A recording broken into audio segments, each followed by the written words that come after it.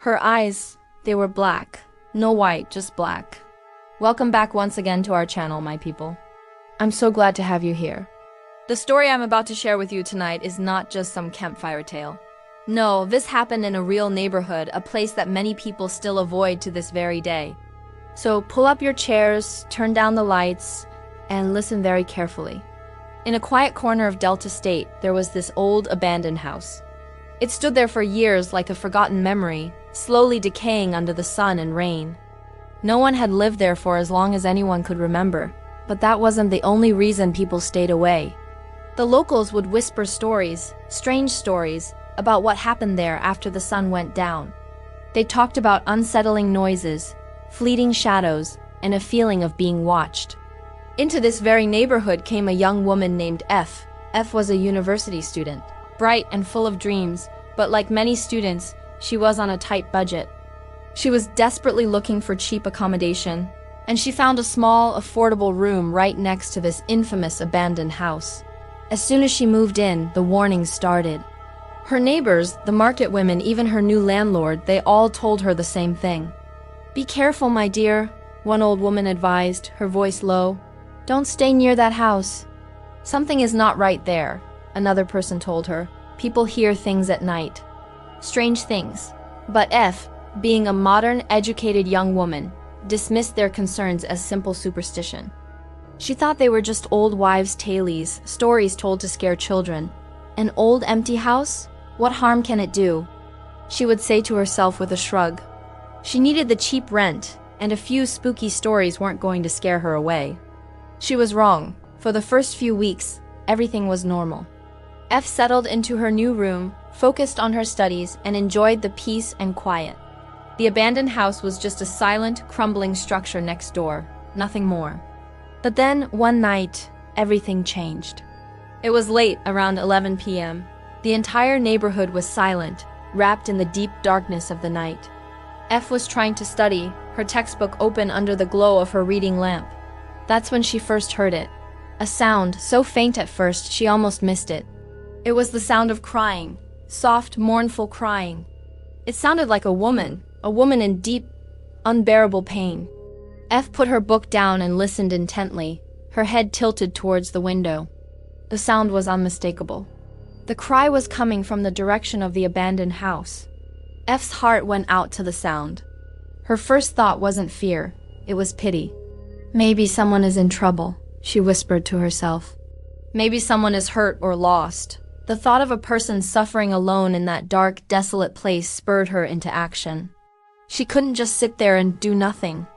So grabbing the only weapon she had, her small, powerful torchlight, she unbolted her door and stepped out into the chilly night air. The moon was hidden behind a thick blanket of clouds, and the only light came from her torch, cutting a narrow beam through the oppressive darkness. As she crept closer to the gate of the abandoned house, the crying abruptly stopped. The silence that followed was even more terrifying than the sound it replaced. It was a heavy, watchful silence. F stood frozen for a moment, her senses on high alert. Suddenly, she heard a sound that made her blood run cold. Footsteps. A soft scuffling sound on the gravel path right behind her. She whipped around, her heart pounding against her ribs, and swept the beam of her torch across the path. There was nothing, absolutely nobody. The path was empty. She told herself it was probably just a stray animal, her mind playing tricks on her. She was about to turn back, to retreat to the safety of her room, when the cry started again. This time it was louder, more desperate, and it seemed to come from right inside the house. "Help me." A weak voice pleaded, a voice laced with so much anguish it made F's skin crawl. A wave of pure primal fear washed over her. She wanted to run, to scream, to get as far away from that place as possible, but her legs felt like they were made of lead. They refused to obey her. She was rooted to the spot, trapped by a force she couldn't understand. With a trembling hand, she raised her torch and pointed it towards the broken window of the house, her light piercing the darkness within. And that's when she saw it. What she saw in that single, horrifying moment would be burned into her memory forever. Standing in the middle of a dusty, dilapidated room was a woman. Her clothes were tattered and torn, hanging off her frail frame in rags. Her face was unnaturally pale, almost glowing in the torchlight. But it was her eyes that made F's soul freeze. They were completely black. Two solid orbs of darkness, with no white, no iris, no pupil, just endless, bottomless black. The woman slowly raised a skeletal finger and pointed directly at F, her lips. Cracked and pale, parted, and a voice that was both a whisper and a command echoed in the night air. "Come closer." A scream, raw and terrified, tore from F's throat. The spell was broken. Adrenaline surged through her veins and she finally found the strength to move. She didn't look back. She just ran. She ran faster than she had ever run in her life, stumbling back to her room, fumbling with the lock, and slamming the door shut behind her. She leaned against it, gasping for breath, her entire body shaking uncontrollably. That night, sleep was impossible. The horrifying image of the woman with the black eyes was seared into her mind, and the crying continued throughout the night, a relentless, mournful wail that seemed to seep through the very walls of her room, finally fading away only with the first light of dawn. The next morning, exhausted and terrified, F went straight to her landlord. She told him everything she had seen and heard, her voice trembling as she recounted the experience. The landlord listened patiently, his face grim. When she finished, he let out a long, heavy sigh and looked at her with sad eyes. "Ah, F," he said softly. "We warned you. The woman you saw. She died in that house many, many years ago. It's a very sad story. She was a young lady and she was terribly abused and then she was killed right there in that house. Her spirit has never found peace. It is her cry that people hear at night." The landlord's words hit F like a physical blow. The fear she felt was no longer just about a scary encounter. It was a deep, chilling realization that she had come face to face with a tormented soul. For the next few weeks, fear became her constant companion. Every creak of the floorboards, every rustle of leaves outside her window, sent a jolt of terror through her. But something interesting happened.